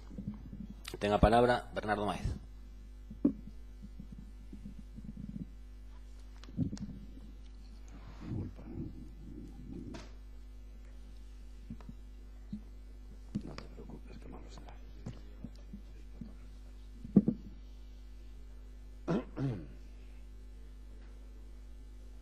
Ben, señor alcalde, podo comenzar? Francamente, eu pensaba perdón, que iba a presentar esta moción o día 28 e igual chegamos ao día 30, pero en fin. O 2 de xuño pasado presentamos por rexistro unha solicitude dunha entrevista co alcalde de Ferrol por mor de presentar este proxecto, que chega aquí seguindo unha mecánica que eu descoñezo, cal é a mecánica interna do Concello, e chega nesta curiosa, para min polo menos, tensa, cansa e reiterativa sesión. Agradezo esta oportunidade de explicar ao pleno as que creemos xustas razóns para a elección do memorial ás vítimas do franquismo, que entendemos que terá a utilidade de axudarnos a todos en Ferrol a entender o presente e poder evitar enfrentamentos futuros. Eu, nos meus moitos anos, defendo que temos a obriga cívica de transmitir ás novas xeracións que as liberdades viñeron con moita dor. Aquí estuvos a falar moito deso. E por tal razón, nosotros entendemos necesaria a salvagarda, o coñecemento, a difusión da historia de quen loitaron e sofreron por defender a legalidade democrática, os dereitos e libertades diante do militarismo. Como supoño que nesta altura todos vostedes saben, o golpe de Estado do 18 de xullo non se deu en Ferrol ata o día 20. E do día 20 ao día 25 de xullo a sublevación militar deixou nese territorio, Ferrolterra e o Mortegal, 41 persoas mortas en enfrentamentos. 41 persoas mortas son demasiadas. Agora ben, neses días comenzou unha secuencia cotía de asesinatos irregulares e de execucións en aplicación dunha normativa militar sempre ilegal porque derivaba dun verdadeiro golpe de Estado cruento, un golpe de Estado de verdad contra a Segunda República, esta naqueles intres o único e legítimo Estado de Dereito. He de subliñar que do 36 ao 39 non houbo en Galiza ningún fronte de guerra. Polo tanto, a represión mortal nesta retaguardia foi exclusivamente para efectuar unha limpieza radical de elementos rojos separatistas.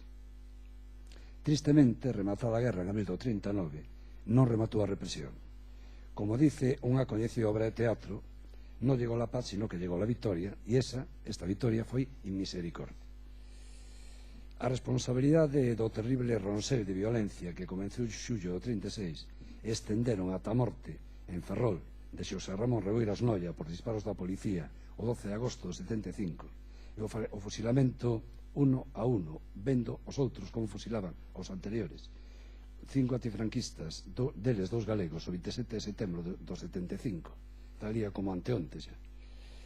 E foron a caille exclusivamente esa responsabilidade a que ensalzaron contra a orden constitucional, da que está aquí a falar moito tamén, e se mantuveron durante 40 anos exercendo violentamente, con alternancias, un poder autocrático, sempre ilexítimo, porque ese réxime nunca se someteu a ningún control democrático.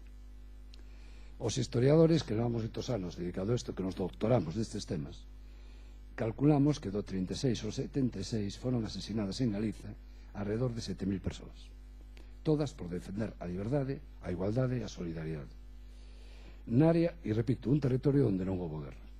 Naria, obxecto deste proxecto, territorio históricamente situado á esquerda, o número de demócratas que neses 40 anos perderon a vida a man armada achégase ás 900. A maioría entre o 36 e o 39, case un centenar entre o 40 e o 54, aínda algunhas máis despois, no 72, no 75. Unha cifra arrepiante que tristemente aínda pode medrar.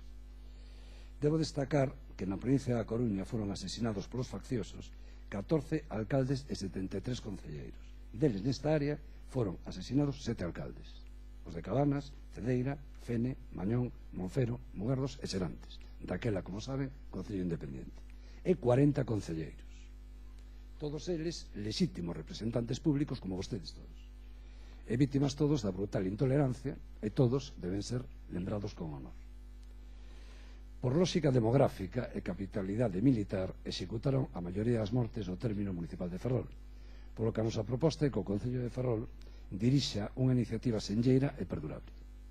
A erección dun memorial que recolla dignamente a nómina alfabética e cronolóxica das vítimas do franquismo nos 25 concellos de Ferrolterra, Eume e Ortegal.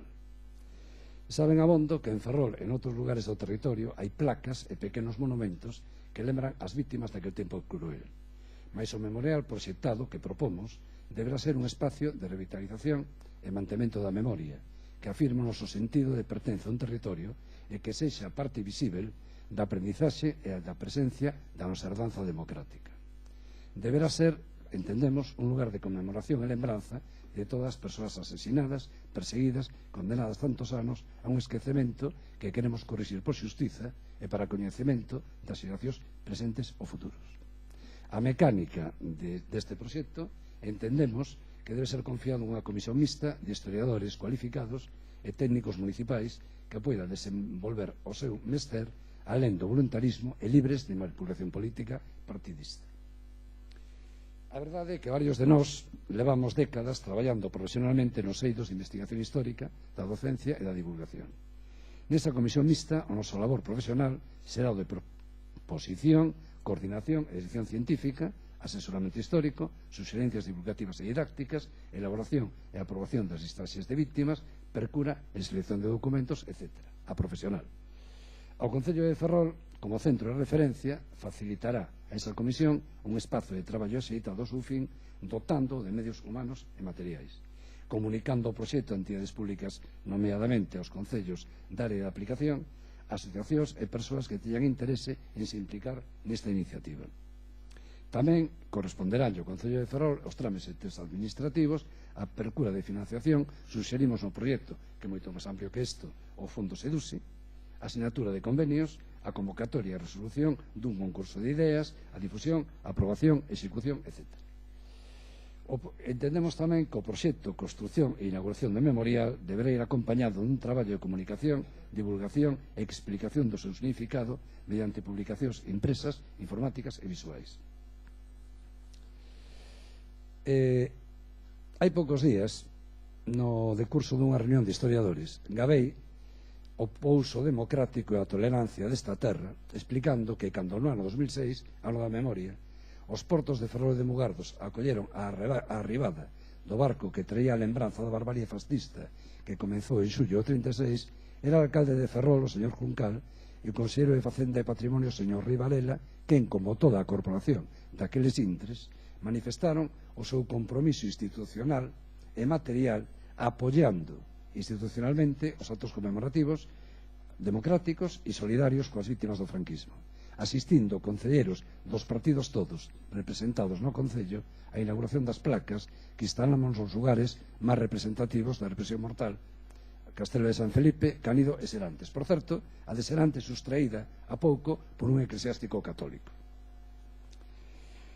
Supoño as persoas presentes, todas elas, con tanta madureza e apertura ideolóxica como aquela corporación do 2006, e que, aceptando que esta proposta non é cuestión de política partidaria, senón de ética, democracia, xusticia histórica e solidaridade con que sufriron un insusto de violencia, aprobarán o proxecto que veñen a defender sin necesidade de tanta excesiva oratoria, e perdonen, pola súa parte, agotadora.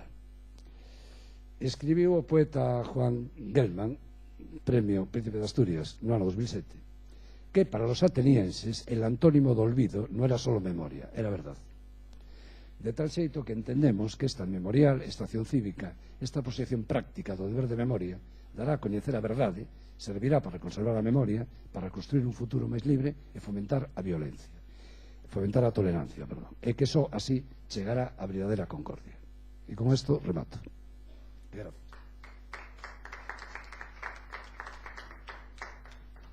Moitas grazas, Bernardo. Señor Montes.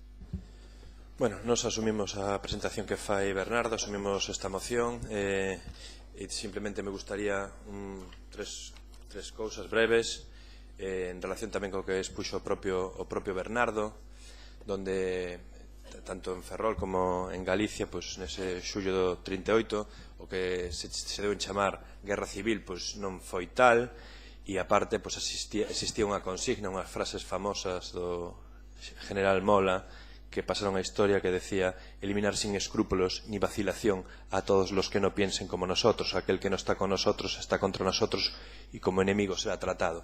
Eso foi o que pasou a partir do 18 de xullo do 36 aquí ata ben entrada a década dos 70. E cando volvo a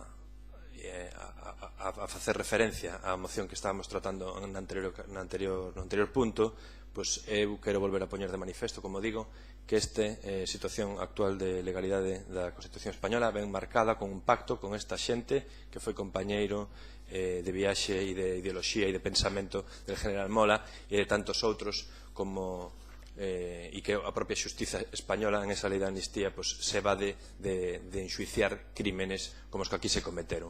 Unha xustiza, uns crímenes de lesa humanidade que están sendo reclamados pola xustiza argentina, porque digo que a propia xustiza española se evade desa cuestión e entonces non queda outra que acudir aos tribunais internacionais.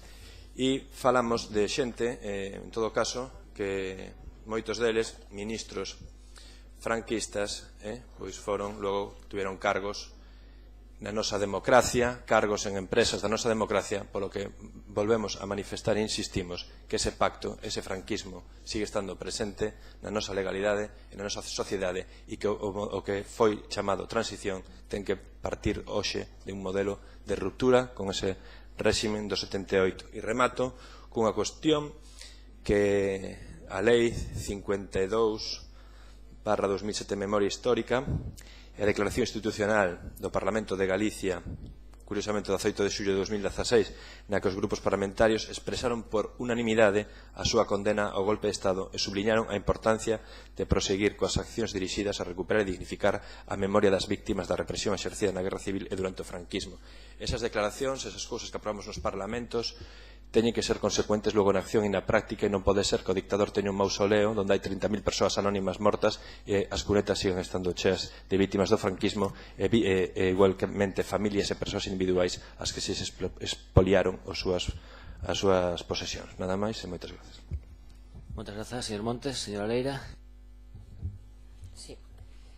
É unha primeira pregunta que eu pregúntome que mecánica, ou máis ben que fallou na mecánica para que só presente ao pleno Ferrol en Común esta moción, porque a min teríame gustado moitísimo tamén poder presentala xunto co Ferrol en Común máis con outros grupos da oposición de ser o caso.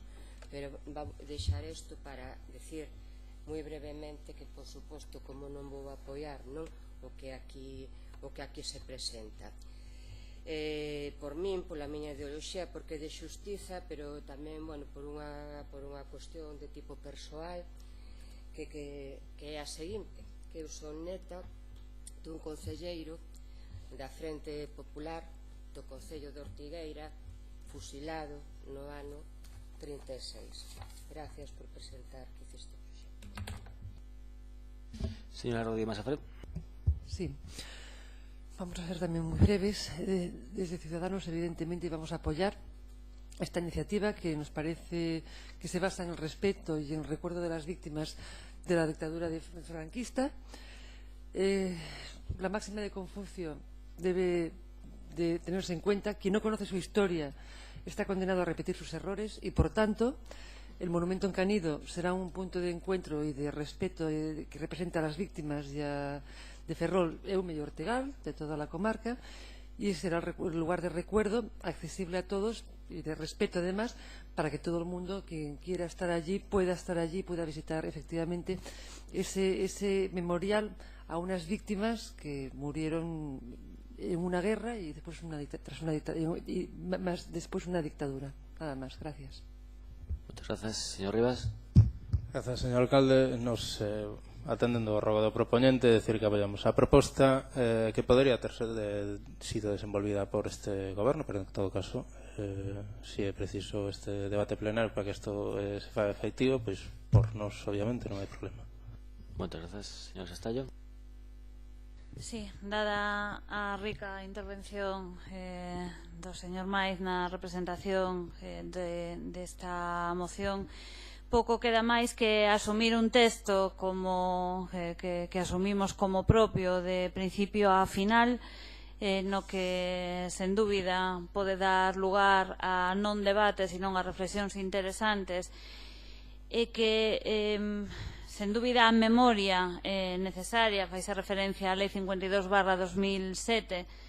Efectivamente, eu quero lembrar, despois do que se ten dito neste pleno, quero lembrar tamén a memoria do presidente Zapatero na aprobación desa lei de memoria histórica, como se poderían recordar moitas veces. Por tanto, o Grupo Socialista e o Partido Socialista estará sempre, que a memoria histórica estará sempre apoiando cada unha das iniciativas que teñan que ver con unha cuestión de xustiza, con unha cuestión de democracia, con unha cuestión de respeto á dor, unha cuestión de solidariedade e unha cuestión de ética democrática, nunha iniciativa que efectivamente debería ser presentada ou ben por todos, dar a oportunidade de presentar por todos os grupos políticos, se non fose por iniciativa da proposta de goberno. Simplemente xa o feito de dividir a posibilidade do plantexamento dunha iniciativa de memoria histórica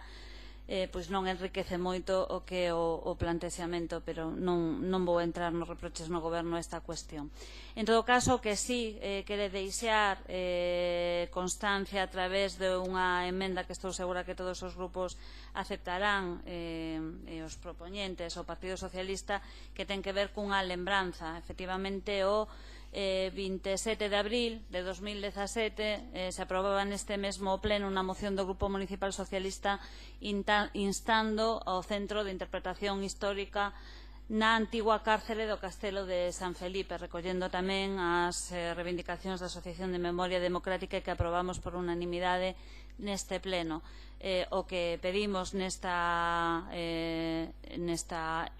iniciativa é que este acordo que asumimos íntegramente e ademais agradecemos a súa presentación que se acaba de hacer, que se abordará sen perxuízo do cumprimento íntegro da moción aprobada neste pleno 27 de abril de 1917 para uso tamén como da cárcere, antigo cárcere de San Felipe, en memoria de todos os represaliados, que ademais se recollía na moción efectivamente o nome de todos e cada unha dos represaliados e represaliadas nese lugar, que estou segura que será asumido por los proponentes. Nos tampouco esquecemos. Gracias. Moitas grazas. Señor Montes. Disculpa que non a estas horas. Señora Neiros. Gracias, señor alcalde. Bueno, muy brevemente. Yo, la verdad es que a la vista del contenido de esta moción me gustaría traer a colación pues una declaración institucional firmada por todos los grupos por unanimidad en el Parlamento de Galicia el año pasado con motivo del cumplimiento de 80 años del golpe de Estado de 18 de julio del 36. Una declaración en la que, bueno, pues en definitiva, con motivo de ese 80 aniversario, lo que se hace es condenar el golpe de Estado perpetrado por Franco el 18 de julio del 36, al régimen dictatorial consecuencia del golpe de Estado y a los crímenes y represión ejercidos sobre las personas vencidas. Asimismo, también se pone de manifiesto la importancia de proseguir con las acciones dirigidas a recuperar y dignificar la memoria de las víctimas de la represión ejercida en la guerra civil y durante el franquismo, eliminar los símbolos, denominaciones y referencias franquistas de calles y edificios públicos y colaborar en la identificación de los desaparecidos y enterrados en fosas comunes durante la dictadura franquista. Yo simplemente creo que es una cuestión en la que hay una cierta unanimidad y, bueno, simplemente manifestar que no vamos a votar en contra de esta moción. Moitas grazas. Pois sometemos, señor Montes, aceptamos a... Bueno, señor Montes.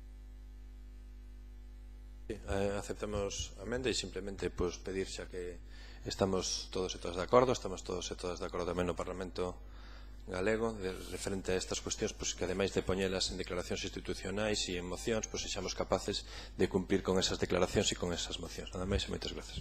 Moitas grazas. Procedemos á votación. Votos a favor? Votos en contra? Abstencións? Ben, facemos un pequeno receso dun minuto para os voceiros.